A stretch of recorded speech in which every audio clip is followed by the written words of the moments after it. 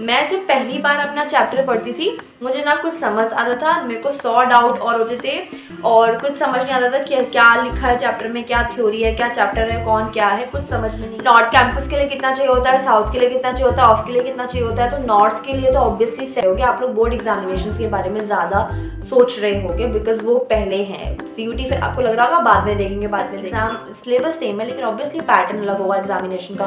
वो MCQ में आता है, ये पूरा आंसर टाइप में आता है। I am somebody who स्लीप्स a lot, मैं बहुत सोती हूँ। सो I used to wake up very late and then I used to study for 2 hours, then I used to sleep again दोपहर में, then I used to शाम को उठ के then I used to study till रात। सोचो कि आपकी अगर बोर्ड की प्रिपरेशन हो रही है तो आपकी CUT की बिल्कुल नहीं हो रही है। दोनों की प्रिपरेशन हो ही रही है। So let's talk about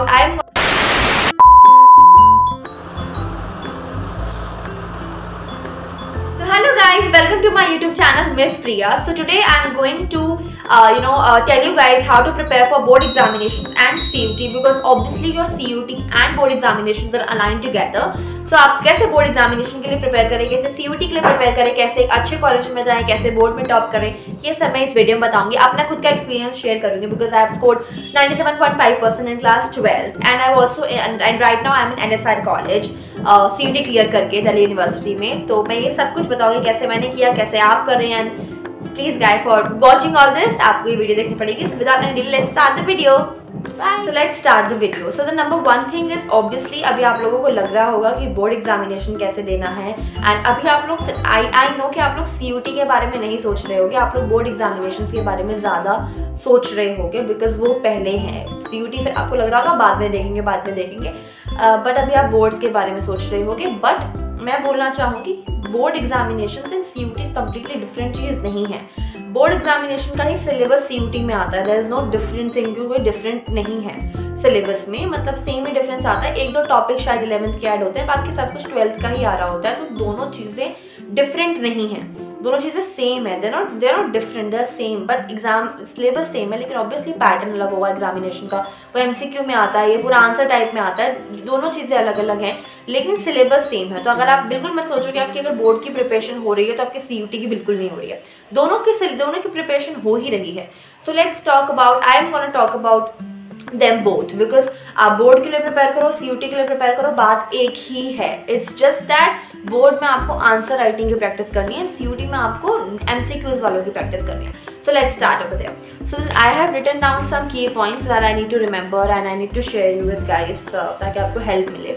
The number one thing for both of them, for boards also and for CUT also. Okay, let's talk about boards first because वो पहले हैं. Number one thing is you need to complete your NCERT का syllabus. Obviously ये दोनों पे applicable होता है because CUT में भी and boards में भी दोनों में आपको इस चीज़ को करना पड़ेगा। सबसे पहले आपको syllabus complete करना है। You can't really think कि अच्छे नंबर आ जाएंगे without completing the syllabus. So number one thing is that you need to complete your syllabus. You need to complete your NCERT का syllabus. It's very important to complete your syllabus first. And because initially मैंने देखा है बच्चे पहले ही शुरू कर देते हैं referring to sample की जो बुक्स आती हैं and बड़ी बुक्स आती हैं, इतनी मोटी बुक्स आती हैं। There is no need for that books until and unless अगर आपका सिलेबस ही कंप्लीट नहीं हुआ है, why are you jumping on to higher इतनी बुक्स जिसमें इतनी हायर एंड इन्फॉर्मेशन कंटेन है। आप बिल्कुल भी उस बुक्स पे मत जाओ, पहले अपना सिलेबस कंप्लीट करो। It's very important to complete your syllabus first. The number one thing is to need to complete your syllabus first. The biggest myth that I want to break right now is it's not आप you guys think नहीं होगा syllabus पूरा complete, आपको 10 में से 2 chapter ही पढ़ के जाते हैं, नहीं ऐसा होता है। As somebody who's a topper obviously back then in school, अब कॉलेज में कोई टॉपर कोई लूजर नहीं होता है, सब पास होने के लिए पढ़ते हैं। बट बैक देन में in school when I was a topper, पहली बार में पढ़ने में सबको मुश्किलें होती हैं। When I used to study a chapter पहली बार तो ऑब्वियसली बहुत चीज़ें मिस आउट होती थी, कुछ समझ नहीं आता था, कभी कुछ वर्ड्स बहुत भारी भरकम लगते थे और नहीं समझ आते थे। तो इट्स नॉट वेरी थिंक कि अपने आप को प्रेशराइज करो कि मुझे तो कुछ याद ही नहीं हो रहा है, मुझे कुछ आता ही नहीं है, कुछ होता ही नहीं है। ऐसा कुछ नहीं होता है। पहली बार में सिलेबस कंप्लीट करने में सबकी हवा टाइट होती है, सबको किसी को भी इतना समझ नहीं आता कि कैसे सिलेबस कंप्लीट करें, क्या करें। आपके पास ऑब्वियसली एक चैप्टर्स कॉलेज में आके it's really very difficult to complete your syllabus because college में आके it's completely different thing.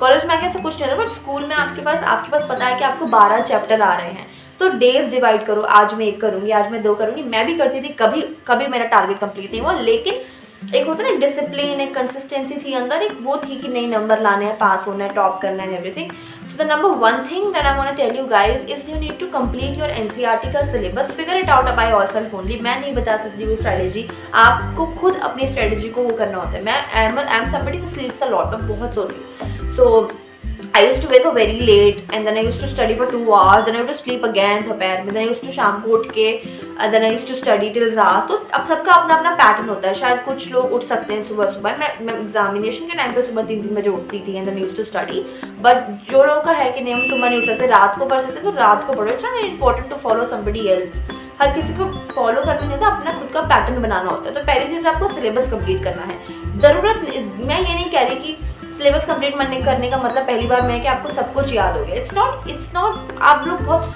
I think बहुत उसमें जीते हैं कि नहीं ऐसा कुछ, मुझे तो कुछ याद ही नहीं हुआ। मुझे भी पहली बार सिलेबस कंप्लीट करके लगता था कि कुछ भी मैंने कुछ पढ़ा ही नहीं है। But the number 2 step is the revision of the syllabus. आपने पहली बार अपना सिलेबस कंप्लीट कर लिया। Number 2 is revising the whole syllabus again and again, because consistency is the key. आपने एक बार उस सिलेबस को पढ़ तो लिया है, लेकिन it's really very important to revise the same thing again and again in order to achieve you know that position that you want to achieve in your you know examination और whatever you can call. So the number 2 thing is the revise the whole syllabus. You need to revise the whole syllabas line by line. मैं जब पहली बार अपना chapter पढ़ती थी, मुझे ना कुछ समझ आता था, मेरे को 100 डाउट और होते थे और कुछ समझ नहीं आता था कि क्या लिखा है चैप्टर में, क्या थ्योरी है, क्या चैप्टर है, कौन क्या है, कुछ समझ में नहीं आता था। लेकिन जब आप दूसरी बार करोगे, तीसरी बार करोगे, आराम से आपको चीज़ें आएंगी and then you can attain a point कि इस चैप्टर से कुछ भी पूछ लो मुझे आता है। 1 बार करना है, 2 बार करना है, 3 बार करना है। आप बार बार उस चैप्टर को रिवाइज करो तो आपके लिए बहुत बेहतर रहेगा। Is number 2 thing.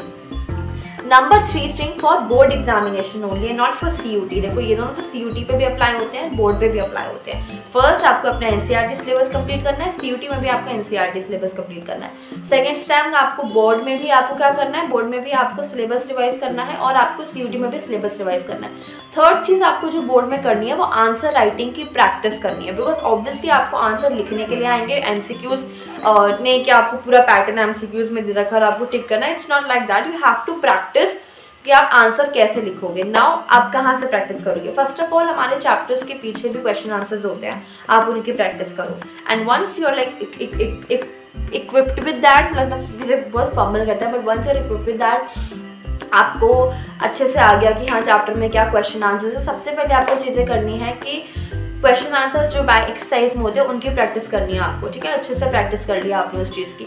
Number 2 thing is that आपको चैप्टर के जैसे आपने 1 पेज खोला चैप्टर का एंड आप उस चैप्टर में से अपने हिसाब से क्वेश्चंस को छांट लेना। लाइक अगर उस यू नो जैसे if I talk about class 12th, I don't even remember the chapters name और something, but I think the first chapter का नाम है द लास्ट चैप्टर, और एक ऐसा भी चैप्टर है ब्रैग पिगर वाला इंग्लिश में, रैग पिगर वाला जो वो रैग पिगिंग वगैरह करता है, फिर वो मतलब किसी घर पहुंच जाता है, फिर चोरी कुछ कर लेता है, फिर चर्च पर कुछ ऐसे होता है। तो अगर आपको एक पेज पे दिख रहा है कि रैग पिगर की लाइफ कैसी थी, वो डिस्क्राइब किया हुआ है, तो आप अपने आप से क्वेश्चन पे बना लो that how does a rag pickers life look like. Question बना लिया, अपने आप से आंसर कर लिया, और उस आंसर को अगर आप ऐसे करोगे तो कोई ऐसा क्वेश्चन नहीं आएगा बोर्ड में जो आपको नहीं आता होगा, बिकॉज आपने चैप्टर में से खुद से हर ऑब्वियसली वो क्वेश्चन की वर्डिंग्स अलग आएंगे, लेकिन उसका मीनिंग सेम होगा, उसका आंसर भी सेम होगा। तो अगर आप ये करते हो तो there is nothing in you know the entire universe जिसमें आपके बोर्ड में अच्छे नंबर ना आए। सो आपको करना है ये चीज़ कि आपको हर पेज में से आपको अपने तरफ से क्वेश्चंस छांटने हैं, जितने आप छांट सको, और आपको इसको आंसर्स प्रिपेयर करने हैं। ये चीज़ हो गई। Number 4 thing is you have completed your syllabus, you have revised the syllabus, you have done answer writing practice. Now is the time to solve sample papers. It's really very important to solve sample papers because that's give you the real you know एक क्या बोलते हैं उसको, एक reality check कि paper आता कैसा है। तो उसके क्वेश्चंस आप प्रैक्टिस करो। एंड हमेशा देखा गया है सैम्पल पेपर बहुत हार्ड आता है, एंड उसके कंपैरिजन में बोर्ड इतना इजी आता है, बोर्ड बहुत इजी आता है, उसमें कोई ऐसा नहीं है कि बहुत हार्ड आता है। It's very easy, it's not that hard to you know pass कर जाना या अच्छे नंबर ले आना। बोर्ड एग्जामिनेशन बहुत ईजी आती है, मैंने दी है 100 लोग बच्चों ने, कितने बच्चों ने दिया, सबको पता है ईजी आता है। कुछ हाइप नहीं है जितना हाइप आपको किया जा रहा होगा कि बहुत हार्ड है ये, कुछ हार्ड नहीं, सब ईजी है, एवरीथिंग विल जस्ट पता भी चलेगा कैसे पेपर गए। तो ये चीज़ें हो गई। एंड लेट मी सी मैंने और क्या लिखा है। फॉर्म योर ओन क्वेश्चंस, जो मैंने बता दिया, सीबीएसई के सैम्पल पेपर्स आते हैं, बना दिया। एक्स्ट्रा क्वेश्चंस आपको सर्च करना है नेट पे, extra questions from this chapter. आप ये मैंने बोला लिखो, प्रैक्टिस पर पढ़ लो उसको, तो it's very good for you to do this. Next thing is I want to tell you that YouTube की videos they're very beneficial. मैं ऐसे करती थी कि चलो सिलेबस कंप्लीट हो गया, रिवीजन हो गया, प्रैक्टिस भी हो गया, now I used to sit with अपने फ़ोन यूट्यूब पे। जैसे मैंने वीडियो लगा दी, हर चैप्टर की ना मैराथन आती है ना, ऐसे 15 मिनट्स में चैप्टर, 16 मिनट्स में चैप्टर, तो पूरा चैप्टर ना बड़े ब्रीफ में बता देते हैं, तो वो आप देख लो, उसमें आप नोट्स बना लो, तो आपको जैसे मैंने चैप्टर पूरा अच्छे से मुझे आता है। एक बार मुझे कोई दूसरा पढ़ा भी देगा ना, फ़ोन में कोई मुझे पढ़ा देगा उस चैप्टर के बारे में, तो वो चीज़ मन में बैठ जाती है। क्या पता वो कुछ इंपॉर्टेंट बता दे, कुछ ट्रिक बता दे जिससे कोई चीज़ याद हो जाए, तो वो बहुत इंपॉर्टेंट है। तो आप यूट्यूब पे वीडियो ज़रूर देखो। And there are some things that I want to tell you is that it's really very important to be disciplined in life. Discipline होना बहुत ज़रूरी है। I know that there is a lot of मन नहीं करता है nothing, उसमें मैंने वीडियो बनाई है how to avoid distractions during studies. मैं वो भी लिंक डिस्क्रिप्शन में डाल दूँगी, you can watch it from there. But it's really very important to avoid distractions and to focus on your studies जिस टाइम पर जो इंपॉर्टेंट है। I know hard work gives you that pain, but obviously success gives you a lot of happiness. So go for happiness and then for pain. And these are my tips. And अलग अलग कुछ tips मैं और दूंगी board examination की, कि शायद CUT में भी अप्लाई होगी। Don't put a lot of pressure on your own self. इतना हार्ड नहीं है कुछ भी, ना बोर्ड हार्ड है ना CUT हार्ड है। अपने इतना प्रेशर नहीं देना होता कि कुछ भी नहीं होगा, सब आराम से हो जाता है। एंड मुझे जहाँ तक इन्फॉर्मेशन है 15 to 31 मई है आपका एग्जामिनेशन। एंड आई थिंक आपके पास पूरा अप्रैल रहेगा फॉर अप्रैल में, यहाँ पर आपके पास पूरा अप्रैल रहेगा for preparation. So how to prepare for it in 1 month, वो मैंने इस वीडियो में बताया। 1 महीने में आप कर सकते हो। और अगर आपको 1 महीने में, चलो आपको नंबर 1 थिंग इज आपको सिलेबस तो कंप्लीट करना ही करना पड़ेगा। ओके, CUT के लिए या उसके लिए सिलेबस तो आपको कंप्लीट करना ही पड़ेगा। And then you have to revise the whole syllabus again and again. You have to revise the syllabus, then you have to do answer writing. Very important is answer writing. Then go for sample papers, go for extra questions, go for YouTube videos. It's very beneficial. Let's talk about CUT. I've already talked about this a lot of times, but again I'm talking about it, that CUT के लिए you need to complete your syllabus, you need to revise the whole thing again and again. It's very MCQs pattern में आता है, तो आपको line by line उस चीज़ को पढ़ना पड़ेगा। एक बार सिलेबस नाम के लिए कंप्लीट कर लो कि भाई मेरा सिलेबस कंप्लीट हो गया। अब अपने मन में दो कि चलो मुझे रिवाइज करना है, मेरा सिलेबस तो कंप्लीट है, तो आपको एक सेटिस्फैक्शन मिलेगी कि कम से कम मेरा सिलेबस तो कंप्लीट है।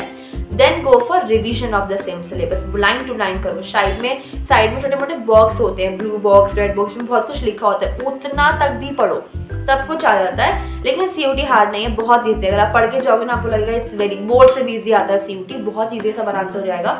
एंड CUT में यू हैव दैट लैंग्वेज जिसमें आप इंग्लिश, हिंदी या कोई भी अपनी लैंग्वेज चूज कर सकते हो। मोस्टली लोग इंग्लिश एंड हिंदी ही करते हैं। नेक्स्ट इज डोमेन सब्जेक्ट, जो आपने पढ़े हैं क्लास 12 में ही। You can't choose any other subject, आपने 12th में पढ़ा ही नहीं है, वरना वो काउंट ही नहीं होगा। Next is general test. When it comes to the language thing, follow YouTube videos, इतना हार्ड नहीं होता, लैंग्वेज बहुत ईजी आती है। एंड यूट्यूब वीडियोस मैं तो पढ़ के भी नहीं गई थी, मतलब मैं कुछ नहीं पढ़ गई थी, मेरा ध्यान सिर्फ डोमेन्स पर था। तो when it comes to the language thing, go for YouTube videos, vocabularies, synonyms, what do we call that, synonyms, antonyms, ये सब कुछ आता है, it's very easy, तो आप उससे कर सकते हो। YouTube videos से फॉलो करो, रोज 1 घंटा भी आप इंग्लिश लैंग्वेज या हिंदी लैंग्वेज या कोई भी लैंग्वेज के बारे में पढ़ोगे तो आराम से हो जाएगा। पैराग्राफ्स आते हैं, बहुत सिंपल चीज़ें आती है जो एकदम आराम से हो जाएगी। नहीं भी पढ़ोगे तब भी हो जाएगी, मेरी गारंटी। एंड मेरी गारंटी नहीं, मतलब पढ़ लेना, मतलब मेरा तो हो गया था, आप देख लेना। And next thing is domains, जिसमें आपके सब्जेक्ट आएंगे जो आपने 12th में पढ़े हैं। एंड या कोचिंग पूछते हैं सबकी, कोचिंग लेनी चाहिए, कोचिंग नहीं लेनी चाहिए, बिकॉज जो चीज़ आपने क्लास 12th में पढ़ी है उसी चीज़ के लिए कोचिंग लेना, इट्स आई थिंक, जिसके लिए आपने ऑलरेडी फीस पे की है स्कूल में, उसके लिए फिर दोबारा कोचिंग देकर वो सेम सिलेबस पढ़ना, I think it's just foolishness, rubbishness. तो डोंट गो फॉर कोचिंग, सब ढूंढते हैं बस, गो यूट्यूब वीडियोस पे सब कुछ अवेलेबल है, बस आपका अपना विल पावर एंड डिसिप्लिन चाहिए।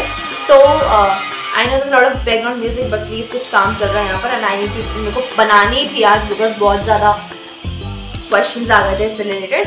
तो आपको प्रैक्टिस करना है line to line YouTube video से। आप इंग्लिश तो आप कर लोगे, यूट्यूब वीडियो से आप कर लोगे, दैट इज सफिशिएंट। डोमेन्स में आपने अपना सिलेबस कंप्लीट करना है, अपनी एनसीईआरटी के अलावा कुछ मत देखो, एनसीईआरटी पहले कंप्लीट करो लाइन टू लाइन, और फिर उसके बाद यूट्यूब पे वीडियोस चलती हैं 100 क्वेश्चंस की मैराथन, 200 क्वेश्चंस की मैराथन, सीयूटी अड्डा, आई थिंक वहां से मैंने बहुत प्रैक्टिस किया था। तो ना वो एक ही क्वेश्चन को ना बार बार रिपीटेटिव दिखा लेते हैं, तो वो चीज़ मन में बैठ जाती है। तो वैसे क्वेश्चंस आप वहां से प्रिपेयर कर सकते हो। पहले आपको सिलेबस कंप्लीट करना है, रिवीजन करना है बार बार, and this number thing is general test. General test अगर आपको लगता है कि आपको देना चाहिए, लॉजिक रीजनिंग लॉ मतलब बहुत ही इजी इसमें भी आते हैं, इतना हार्ड नहीं। अगर आप प्रैक्टिस करके जाओगे, अगेन पूरा यूट्यूब वीडियो से करो, आराम से हो जाएगा। Next thing if it comes to suggesting you some YouTube channel जहाँ से आप पढ़ सकते हो। नंबर 1 है सीयूटी अड्डा, वहाँ से आप पढ़ सकते हो।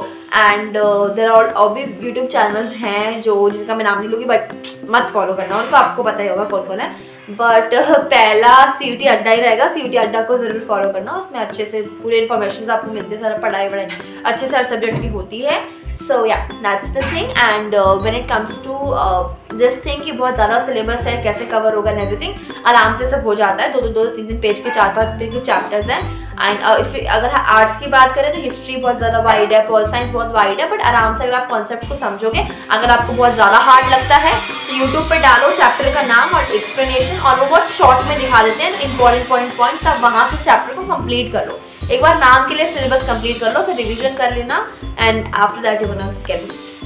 When it comes to North Campus के लिए कितना चाहिए होता है, साउथ के लिए कितना चाहिए होता है, ऑफ के लिए कितना चाहिए होता है, तो नॉर्थ के लिए तो ऑब्वियसली 750 अबव भी नहीं, 790 अबव भी चाहिए होता है। Out of 800 you need to score a lot of, बहुत अच्छे नंबर लाने होते हैं, 780 790, और कोर्स के अकॉर्डिंग भी होता है। मतलब अगर थोड़ा लेस डिमांडिंग कोर्स है तो उसकी कट ऑफ कम जाएगी, लेकिन अगर कोई ऐसा कोर्स है जिससे political science honours, economics honours, तो उनकी बहुत ज़्यादा हाई कट ऑफ जाती है। सेकेंड थिंग इज दैट कौन सा था, साउथ कैंपस के लिए अराउंड 600 से अबव, 650 600 से अबव, नहीं 600 में तो ऑफ कैंपस ही मिला है, तो 650 above, I think 700 above, I think आप साउथ कैंपस के लिए फिट हो।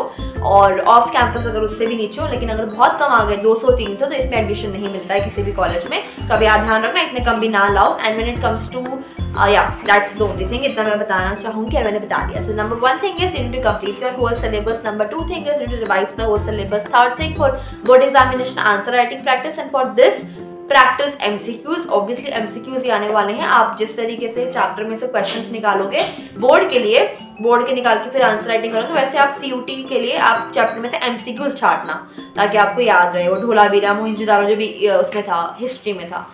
एंड देन सीबीएसई के sample papers for board examination, और इसमें भी बहुत सारे सैम्पल पेपर सीयूटी में आते हैं। एंड एक्स्ट्रा क्वेश्चंस रिवाइज करना है, प्रैक्टिस करना है। एंड अगर आपको कोई आंसर याद नहीं होता है तो if you are unable to learn that answers, अगर आपको कोई आंसर याद नहीं होता है तो it's not important to learn every, जैसे आंसर अगर आपको याद नहीं हो रहा तो उस चीज़ को आराम से एकदम शांति से बार बार रिवाइज करना चाहिए, तो वो चीज़ याद हो जाती है। And that's all for and if I talk about my experience, so मैंने भी जो भी आपने टिप्स को बताया, मैंने भी वही किया था। मैंने अपना सिलेबस कंप्लीट करने के बाद बहुत बार उस चीज़ को बार बार पढ़ा था ताकि वो चीज़ याद रहे। एंड मैं बिल्कुल डिसिप्लिन्ड नहीं हूँ, मैं बहुत सोती हूँ, मैं बहुत मज़े में रहती हूँ, but still I manage to study despite all the distractions. जो सोना है, खाना है, पीना है, टीवी देखना है, ऐसे करके। एंड ये तो हो गया इतना। और भी क्या था, और था कि LSR में I am in LSR and my score was, मैंने पूरा वीडियोस डाली हुई है, वो आप जाकर देख लेना, मैं सब लिंक डिस्क्रिप्शन पर डाल दूंगी। And that's all. So guys please subscribe my channel because series related videos and बाकी preparations and studies and my college सब चीज़ की वीडियोस में डालती रहूँगी। So guys please subscribe my channel and bye guys, subscribe, like, comment, share guys.